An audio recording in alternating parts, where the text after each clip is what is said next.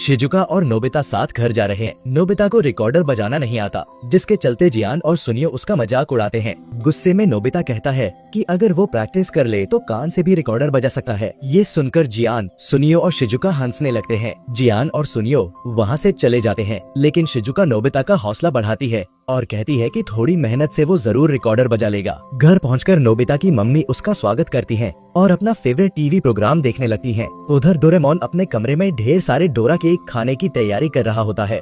तभी नोबिता वहां आ जाता है और मदद मांगता है। डोरेमोन अपने डोरा केक छिपाने की कोशिश करता है, लेकिन नोबिता को पता चल जाता है। तभी नोबिता को डोरेमोन की सीक्रेट डायरी मिलती है, जो हैज एक एडवांस्ड गैजेट है। डोरेमोन बताता है कि ये डायरी जो लिखो वो सच हो जाता है, लेकिन इसका इस्तेमाल मुश्किल है और वो नोबिता को देने से मना कर देता है। नोबिता चालाकी करता है, वो डोरेमोन को चूहे का डर दिखाकर डायरी चुरा लेता है और एक साधारण डायरी उसकी जगह रख देता है। डोरेमोन को जब नोबिता की मदद की बात याद आती है तो नोबिता कहता है कि अब कोई जरूरत नहीं, सब सॉल्व हो गया। लेकिन असल में नोबिता ने डायरी अपने पास रख ली है। रात में नोबिता खुशी खुशी डायरी का इस्तेमाल शुरू करता है। उसी रात स्कूल की छत पर कुछ चमकता हुआ दिखता है और एक छोटी लड़की पिक्चर बुक लिए नजर आती है। अचानक 12 बजे हंसों की आवाज बंद हो जाती है। अगली सुबह नोबिता की मम्मी उसे उठाती है। टीवी पर न्यूज चल रही है कि अंतरिक्ष में दूसरे ग्रह के बीज मिले हैं, जिन पर रिसर्च हो रही है। स्कूल में म्यूजिक टीचर क्लास शुरू करने वाली होती है। तभी नोबिता के टीचर आकर बताते हैं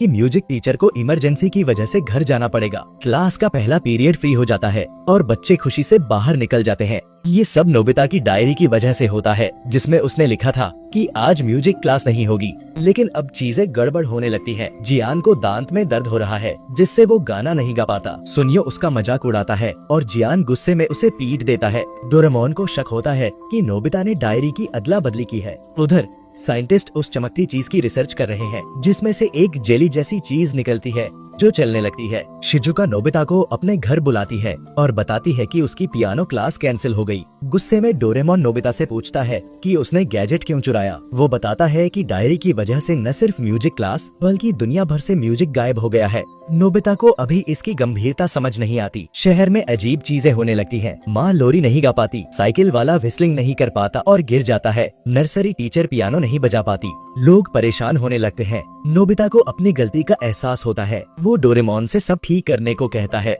डोरेमोन डायरी का पेज फाड़ देता है और सब कुछ सामान्य हो जाता है। जियान को पता चलता है कि उसके दांत में मछली की हड्डी फंसी थी और अब वो फिर से गा सकता है। डोरेमोन और नोबिता घर लौटते हैं। नोबिता की मम्मी डोरेमोन के लिए डोरा केक लाती है, जिससे वो खुश हो जाता है। लेकिन उधर वो काली जेली जैसी चीज लैब से भाग जाती है और अपने डुप्लीकेट्स बनाने लगती है। शाम को नोबिता नदी किनारे रिकॉर्डर की प्रैक्टिस कर रहा होता है। तभी एक रहस्यमयी लड़की उसे दिखती है, जो दूसरी भाषा में बोलती है। वो नोबिता से रिकॉर्डर बजाने को कहती है। नोबिता की बेसुरी धुन सुनकर वो हंसती है, लेकिन फिर भी उसे बजाने के लिए प्रोत्साहित करती है। वो खुद गाने लगती है और उसकी मधुर आवाज से नोबिता और आसपास के जीव जंतु मंत्रमुग्ध हो जाते हैं। अचानक वो लड़की गायब हो जाती है और उसके पास छोटे छोटे पार्टिकल्स उड़ते दिखते हैं। अगले दिन नोबिता, शिजुका, जियान और सुनियो नदी किनारे प्रैक्टिस कर रहे होते हैं। वो रहस्यमयी लड़की फिर से प्रकट होती है और गाने लगती है। नोबिता बताता है कि वो उसे पहले मिल चुका है। चारों दोस्त उसके साथ गाने और इंस्ट्रूमेंट्स बजाने लगते हैं। डोरेमोन भी आ जाता है